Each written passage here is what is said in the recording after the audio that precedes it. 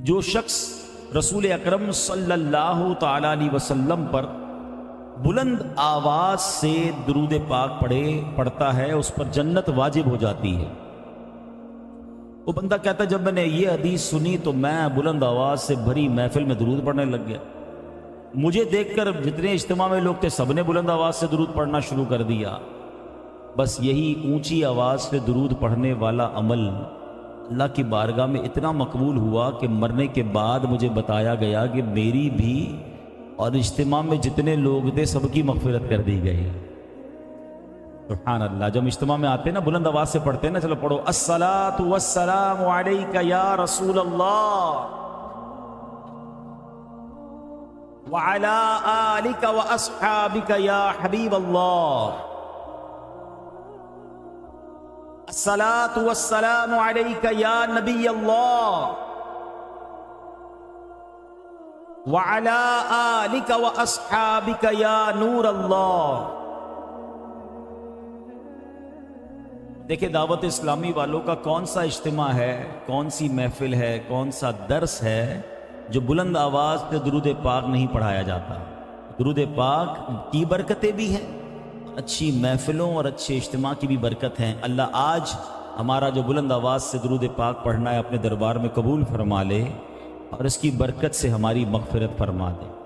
درود پاک ایک ایسا وظیفہ ہے ناظرین، کہاں کب اور کیسے کیسے کام آتا ہے۔ آج میں آپ کو اتنا حیرت انگیز واقعہ سنانے جا رہا ہوں جو شاید زندگی میں پہلی بار بہت سارے عاشقان رسول سنیں گے، اور درود پاک کی برکت سے کیا کیا مل سکتا ہے ذرا سمجھیے گا۔ حضرت حضور علیہ الصلوۃ والسلام ایک محب نے بیان فرمایا، اور یہ ابو عبداللہ الرسا رحمۃ اللہ تعالی علیہ کی کتاب تحفہ میں یہ واقعہ موجود ہے کہ میں نے بغداد میں ایک غریب بال بچوں والا شخص تھا مگر غریب تھا، اس کے متعلق سنا کہ وہ بڑا عبادت گزار بھی تھا مگر بڑا صابر بھی تھا۔ ایک رات وہ نماز پڑھنے کے لیے بیدار ہوا تو دیکھا بچے رو رہے ہیں۔ بچوں سے پوچھتا ہے کہ کیا وجہ ہے، کیوں رو رہے ہیں؟ بیوی بچوں کو بلایا، واٹ از دا ریزن، کیا وجہ؟ تو بچوں نے کہا کہ کھانا نہیں کھایا ہے۔ بیوی نے بتایا کہ بھوک کی وجہ سے بچے نیند سے اٹھ گئے ہیں اور یہ بھوکے ہیں اس لیے رو رہے ہیں۔ اچھا اب ہم میں سے کسی کے ساتھ اللہ نہ کرے یہ واقعہ پیش آئے تو شکوہ، شکایت، کمپلین ہے، یا اللہ تو نے مجھے دیا ہی کچھ نہیں، معاذ اللہ، اللہ کی بارگاہ میں شکوہ، اور لوگوں کے آگے بعض اوقات ہاتھ پھیلانے لگ جاتے ہیں۔ وہ کیسا کمال کا بندہ ہے، کہتا چلو کھانا نہیں ہے نا، نیند نہیں آ رہی، ایسا کرتے ہیں سب مل کر نبی پاک کی بارگاہ میں درود پڑھتے ہیں۔ کھانا نہیں تو کیا ہوا، آؤ آقا علیہ الصلوۃ والسلام کی بارگاہ میں درود پڑھتے ہیں، انشاءاللہ درود پاک کی برکت سے اللہ ہمارے بگڑے کام سنوار دے۔ یقین تھا نا، بلیف تھا۔ ہم بھی کہتے ہیں دکھوں نے تم کو جو گھیرا ہو تو درود پڑھو، جو حاضری کی تمنا ہو تو درود پڑھو۔ اس کے پتہ ہی کچھ نہیں، کوئی بات نہیں، آؤ نبی پاک کو یاد کرتے ہیں۔ ہجر نبی میں آہ کہاں بے اثر گئی، یاد تو کرو نا، ہجر نبی میں آہ کہاں بے اثر گئی، تڑپے جو ہم یہاں تو مدینے خبر گئی۔ پکارے تو صحیح نا نبی پاک کو۔ اب سب گھر والے مل کر، بیوی بچے سب مل کر درود پاک پڑھنے لگے۔ اب کیا ہوا، درود پڑھتے پڑھتے اس کی آنکھ لگ گئی، آنکھیں تو بند ہوئیں مگر قسمت جاگ اٹھی، پیارے آقا علیہ الصلوۃ والسلام کی زیارت سے مشرف ہوا۔ آقا دیدار میں ایک خواب میں تشریف لائے اور فرماتے ہیں کل صبح سویرے مجوسی کہتے ہیں آگ کی پوجا کرنے والے، فلاں مجوسی کے گھر جانا، اس کو میرا سلام کہنا اور کہنا کہ تیری دعا قبول ہو گئی، مانگی گئی وہ قبول ہو گئی ہے، اور اس سے کہنا کہ محمد صلی اللہ تعالی علیہ وسلم کا تیرے نام پر یہ فرمان ہے کہ تجھے اللہ نے دیا ہے نا اس میں سے میری مدد کر۔ وہ بندہ صبح اٹھا، پہلے تو بڑا فریش کہ پیارے آقا کا دیدار ہو گیا ہے، نبی پاک نے راستہ بھی بتا دیا ہے، مگر پھر سوچنے لگا کہ نبی پاک مجھے کسی مجوسی، کسی غیر مسلم کے گھر کیسے بھیج سکتے ہیں؟ آگ کی پوجا کرنے والے کے گھر پہ مجھے کیوں بھیج سکتے ہیں؟ نہیں ایسا نہیں ہو سکتا، کنفیوز۔ دوبارہ سو گیا، دوبارہ سویا، خواب میں پھر پیارے آقا تشریف لائے۔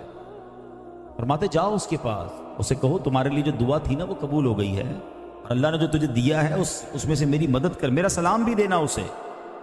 دوسری بار پیارے آقا کا دیدار ہو گیا، اب تو جانا پڑے گا۔ اچھا وہ مجوسی جو تھا آگ کی پوجا کرنے والا، وہ تھا بڑا مشہور آدمی، بڑا پیسے والا، بڑا مالدار آدمی تھا، one of the rich personality of that city, اس علاقے کا سب سے امیر آدمی تھا۔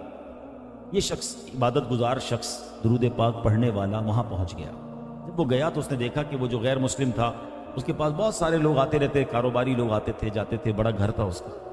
یہ وہاں جا کے یہ بھی کھڑا ہو گیا کہ آپ کو کوئی کام ہے مجھ سے بتائیے۔ کہتے نہیں مجھے آپ سے اکیلے میں بات کرنی ہے۔ کہا ٹھیک ہے اکیلے میں آ جائے۔ اکیلے میں بیٹھے، کہا میں مسلمان ہوں اور ہمارے نبی محمد صلی اللہ علیہ وسلم نے آپ کو سلام بھیجا ہے، اور آپ کے بارے میں یہ فرمایا کہ آپ کے لیے جو دعا تھی نا وہ قبول ہو گئی ہے۔ کہتا ہے میں تو انہیں نہیں جانتا، تمہیں پتہ نہیں میں کون ہوں، میں تو اسلام بھی نہیں قبول کیا، میں تو ان کا پیغام بھی نہیں مانتا، میں تو اسلام کو قبول ہی نہیں کرتا، آپ میرے بارے میں کیسے کہہ سکتے ہیں؟ کہ مجھے تو یہ 2 بار میرے آقا خواب میں آئے ہیں، تمہارا ہی نام بتایا ہے، تمہیں ہی سلام کا کہا ہے، اور کہا ہے دعا قبول ہو گئی ہے، تمہیں دعا پتہ ہے کون سی ہے؟ مجھے تو دعا بھی نہیں پتا کون سی ہے۔ چلو پھر اندر آ جاؤ۔ اس مجوسی نے ہاتھ پکڑا، اپنے کمرے میں لے گیا، اور کمرے میں جا کر کہتا ہے اب میرا ہاتھ پکڑو، مجھے کلمہ پڑھاؤ، اشہد ان لا الہ الا اللہ واشہد ان محمد عبدہ ورسولہ۔ فوراً کلمہ پڑھنا شروع ہو گیا۔ جتنے لوگ تھے نا، جو کاروباری لوگ آئے تھے، کہا دیکھو میں مسلمان ہو گیا، میرے تم سب کے اوپر پیسے نکلتے ہیں، جو آج کلمہ پڑھے گا سارے پیسے معاف، جو کلمہ نہیں پڑھتا میرے پیسے دو، تمہارا میرا تعلق ختم ہو۔ بہت سارے لوگوں نے کلمہ پڑھا، ان کے سارے قرضے معاف ہو گئے۔ کچھ لوگوں نے نہیں پڑھا تو اس نے پیسے دے دیے۔ اس نے اپنی بیٹی اور بیٹے کو بلایا۔ اچھا مجوسی مذہب میں بیٹے یعنی بھائی بہن کی شادی ہو سکتی ہے، معاذ اللہ۔ اس کے گھر میں کچھ دنوں پہلے ہی بیٹی اور بیٹے کی شادی ہوئی تھی۔ اس نے دونوں کو بلایا، کہا دیکھو میں کلمہ پڑھ چکا ہوں، مسلمان ہو چکا ہوں، تمہیں مسلمان ہونا ہے تو ٹھیک ہے، ورنہ تمہارا میرا بھی رشتہ ختم۔ باپ بیٹے اور بیٹا کہتے ہیں ابا جان ہم آپ سے محبت کرتے ہیں، آپ نے کلمہ پڑھا ہم بھی کلمہ پڑھتے ہیں، وہ بھی کلمہ پڑھ کر مسلمان ہو۔ فوراً دونوں کے درمیان جدائی کر دی، کیونکہ اسلام میں تو بھائی بہنوں کے ساتھ شادی نہیں ہو سکتی۔ اب یہ سارا معاملہ ہو گیا۔ وہ بندہ کہتا ہے رکو تو صحیح، ساری کلمہ پڑھی جا رہے ہو، میرے کو تو بتاؤ معاملہ کیا ہے؟ نہ کوئی مجھے دعا کا بتا رہے ہو، نہ مجھے کوئی پیغام کا سمجھا رہے ہو، مجھے تو نبی پاک نے بھیجا، ابھی میری بات پوری ہوئی نہیں، آپ ساری کلمہ پڑھنا شروع ہو گئے۔ کہتا اب بتاتا ہوں دعا کیا تھی۔ وہ مجوسی کہتا ہے اب میں تمہیں راز بتاتا ہوں۔ یہ دونوں بھائی بہن کی شادی کچھ دنوں پہلے ہی میرے گھر میں ہوئی، پورے شہر کو میں نے دعوت دی، بہت بڑا کھانا کیا۔ جب کھانے سے فارغ ہوئے، سارے مہمان چلے گئے، تو میں جب تھک ہار کے گھر پہ سویا تو میرے برابر میں کچھ مسلمان پڑوسی رہتے ہیں۔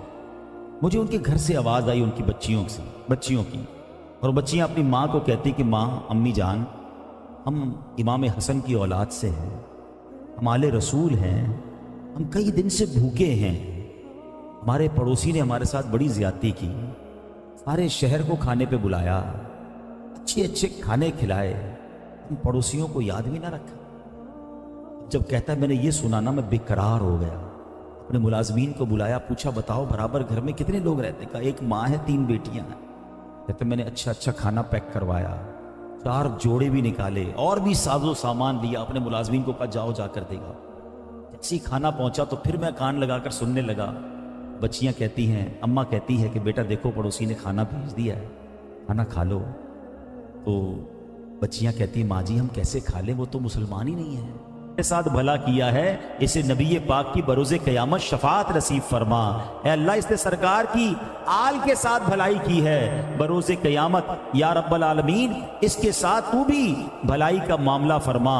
اللہ اکبر۔ یہ دعائیں کرتے رہے، اور یہ جو مجوسی تھا وہ کہتا ہے کہ میں یہ دعا سنتا رہا، ماں دعا پر آمین کہتی رہی، بچیاں دعائیں کرتی رہی، میں سوچنے لگا کہ یہ دعا میرے حق میں کیسے قبول ہوگی۔ اللہ اکبر۔ آج تم اپنے نبی کا پیغام لے کر آئے، انہوں نے مجھے سلام بھیجا، میں نے ان کی آل کی خدمت کی، انہوں نے فرمایا دعا قبول ہو گئی، میں سمجھ گیا میرا وقت آ گیا ہے، اس لیے میں نے آج ایمان قبول کیا، میرے بچوں نے بھی ایمان قبول کیا۔ کہتے میں نے بچوں